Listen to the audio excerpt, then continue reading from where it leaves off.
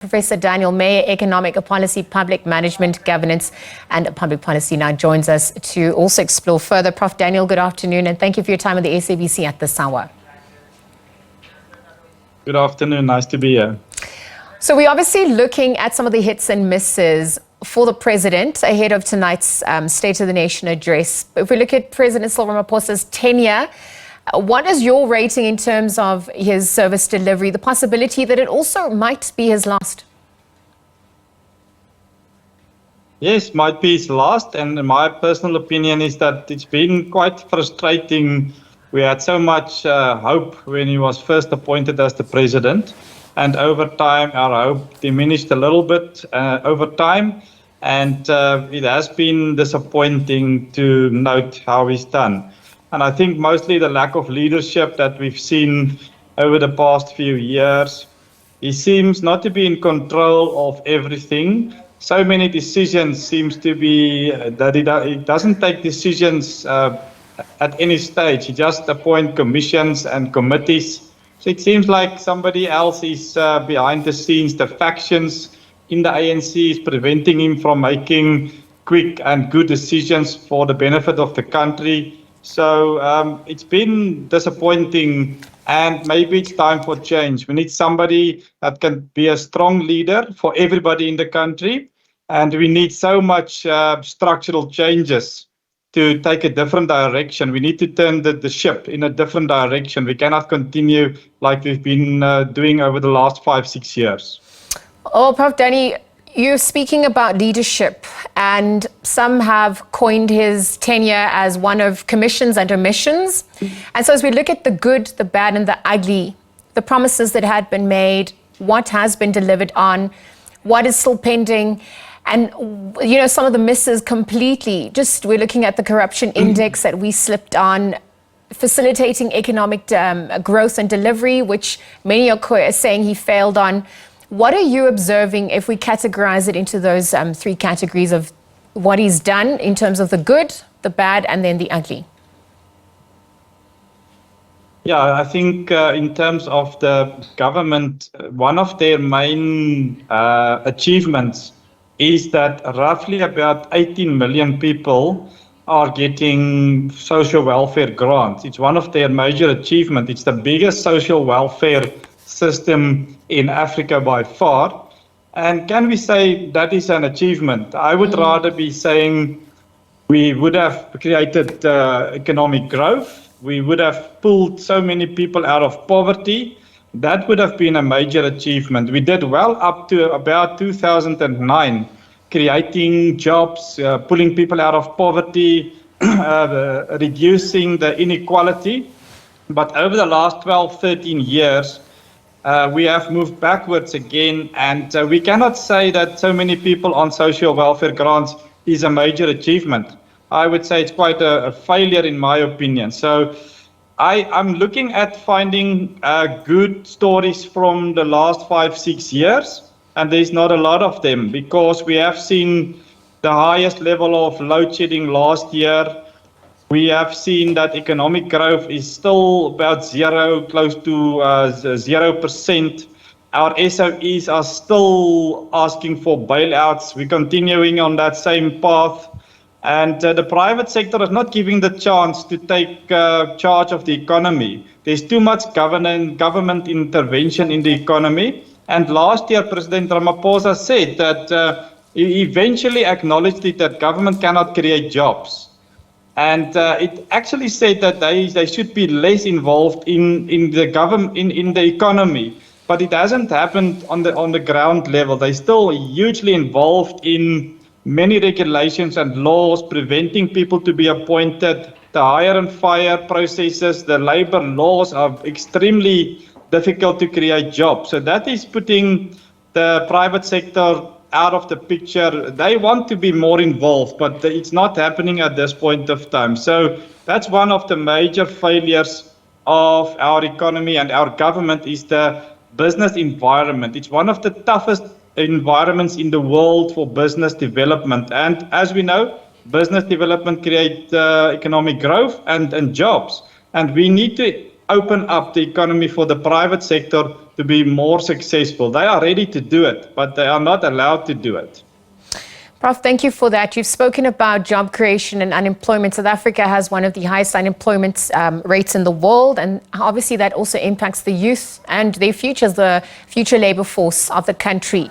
And just energy, just in terms of it being the lifeblood of the economy, and you know how it's impacted key sectors like mining, but also just small businesses at large. And so as we look ahead to 2024, what are some of the key issues that you're looking out for? What are some of those top 5 things we should be looking out for from your vantage point in relation to the economy? Yes, thank you. It's very important. And we need structural change in the economy. We need to have infrastructure. Over the last 30 years, we haven't maintained or built new infrastructure. So we have moved behind in terms of our infrastructure, and without good infrastructure, you cannot have economic growth. So that's the major issue that we need to resolve in terms of all infrastructure, logistics, supply chain, our harbors, electricity, water, sewer, everything is in trouble at the moment. We need to also change our labor laws. Even Professor Hausman indicated recently in South Africa, the labor laws and all of those regulations are preventing job creation, and it's preventing also the growth in the economy. And also, we need to privatize most of these SOEs, which are draining the economy at the moment. So it is a massive problem for everybody. And changes in the business environment for businesses to be more successful. We have got high levels of crime. We have got lack of transport. We have got supply chain problems. Our harbors is a problem. So we cannot export. And export, as you know, with domestic investment, drives the economy. There's also an investment strike for the last 6 years now, because there's policy uncertainty for all of the economic base sectors, which is agriculture, mining, and manufacturing. So those sectors will drive the economy if they are opened up and there's policy certainty for investors to invest, and then we can see higher levels of growth. If we also look at the macro environment, how do you think that has played a role in South Africa and in South Africa's economic situation? And if we are going to look at ways to navigate from here into as well, how do we begin to reinvent ourselves in that shifting geopolitical landscape? We have been in this low growth environment for the last decade. We need to grow at more than 3% per annum, and we cannot continue to grow at less than 1%. So there is structural issues that is preventing us from growing at that rate. And I have listed many of them already. We have got this also inflation policy, the inflation target between 3 to 6%. I did an analysis of the last 25 years, and we have seen that we can have higher levels of growth if inflation is a little bit higher. So if we go down to an inflation of about 3%, we will not have high levels of growth. So those two are going together. So there's a lot of policy uncertainty and policy problems that's preventing high levels of growth. Many regulations, many types of policies, policy uncertainty is preventing us from achieving high levels of growth. And, you know, so many unemployed youths will eventually decide to take things in their own hands. They cannot sit idle at home and not working. So those people that is not working, the unemployed, we need to look after them much better. We need to have major, let's say, huge job creation projects to get them into the economy. Otherwise, we're going to go down to the issue like that we had in about 5 years back in the north of Africa, African Spring, where we're going to have some uprising, and we cannot afford it. We need to have stability within the country. And speaking of stability, investor confidence and policy certainty, just on the issue of energy, I mean, we look at some of the measures from last year, appointing electricity minister, But also, obviously, the escalation in rolling blackouts and load shedding, missing some of the court deadlines in relation to delivering electricity to hospitals and schools and even police stations. Has enough been done to perhaps put us on track to eliminate that issue, just from your vantage point as we look at growth and recovery? Yes, the load shedding and the lack of electricity has a massive impact on the economy, on big business, on small business, on everybody. Especially small business are failing. I've seen statistics that over the last 3 years per annum, there were 29% of bankruptcy in private sector. So it's quite huge.